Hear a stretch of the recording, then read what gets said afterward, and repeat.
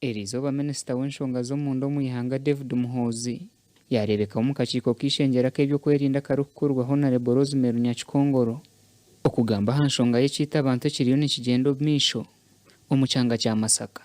It's true the curfew can be a constraint, but also can be an enabler, depending on whichever way you are looking at it, because the presupposition is that if there is curfew and you are moving, then you are the wrong person.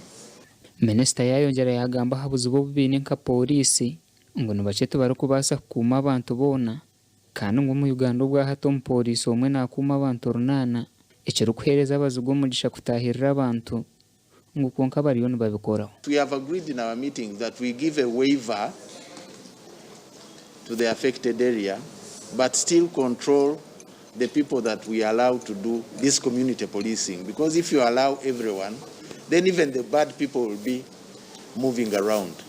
So we are discussing this one. Ministry of Internal Affairs niyo eshebere kuba nereba abantu ba Uganda bari mu gusigira mnonga bo munda eshonga zo munda neza Ministry of Internal Affairs na mnonga police.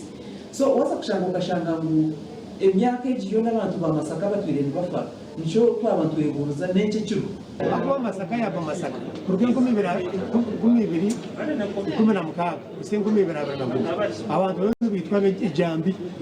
This is terrorism. Kubasa kwikiriza terrorism mu ihanga kandi President Museveni kinachimanya na intelligence na magu gikora obwa hata abantu 28 nibo bisirwe bwe bari kutemwa batakamanyirwe omu district ya Masaka. Gasha kwa Jimmy Muhumuza.